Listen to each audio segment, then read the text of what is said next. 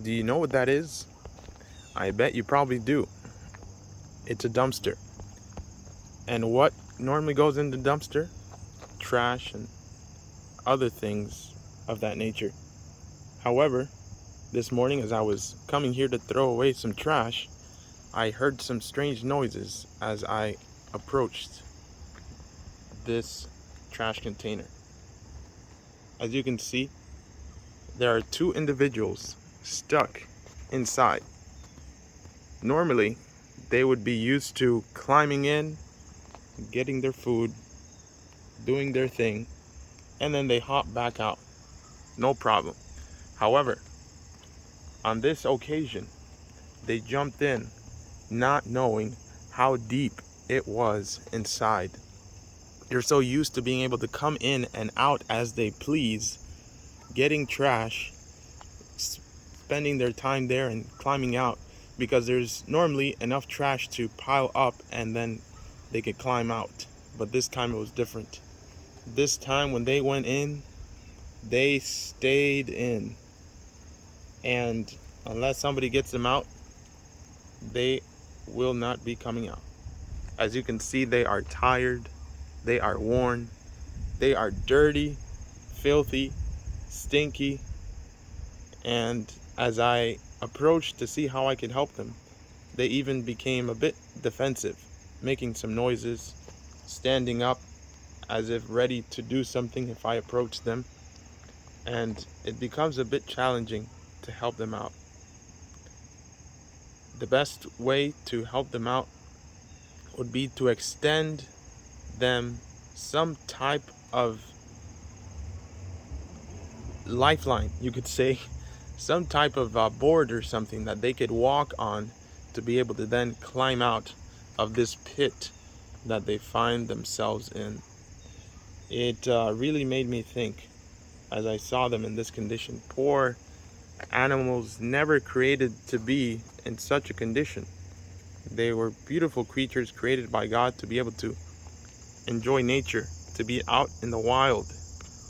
But sadly, they have gone inside of a place they were never meant to go. And now they are stuck, needing help from someone on the outside. If someone doesn't do something, they will stay like this for a while. It made me think of us. God intended us to be able to feed on His faithfulness, to feed on the things that He has provided for us. But oftentimes we have grown accustomed to feeding on trash, and we don't realize how dangerous it is until one day we might find ourselves going to get more trash, but then realizing that this time is different from previous times. Before, we might have been able to delve into the trash and come back out, but we might come across a moment in which we go in and we realize we cannot come out as easily as before. And then it requires help from someone above, from someone that is outside of the situation, that would be willing to reach down in compassion and to help us in the process of coming out of the sin and darkness and filth that we have been in. There are those who see us in our condition and sometimes even might try to approach and want to help, but sometimes we might even become defensive and push them away. Even though they are well-meaning in their intentions, we don't see them as such and are afraid and don't allow them to come close to help us. I hope that this can be a reflection that will help us to think. Remember that we were never created to feed on the filth that the world provides. The filth goes where it belongs, in the trash. Let us not go into the trash to pull out things that we think we are able to feed on for a limited amount of time, because we never know when it might be that one time which we are not able to recover from.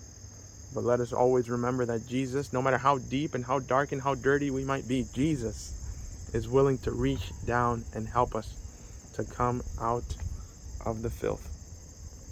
And so, I don't know if I'll record a part 2 when they get rescued, but we will see. I will try to do something. I know many of you watching this video are thinking of, oh, poor raccoons. Who's going to help them? Who's going to help them? Well, it looks like the Lord has sent me to assist in some way. So we will see what we will do. God bless you all. And may the Lord lead us to reflect upon His goodness and upon His desire and will for us to be free where we were made to be.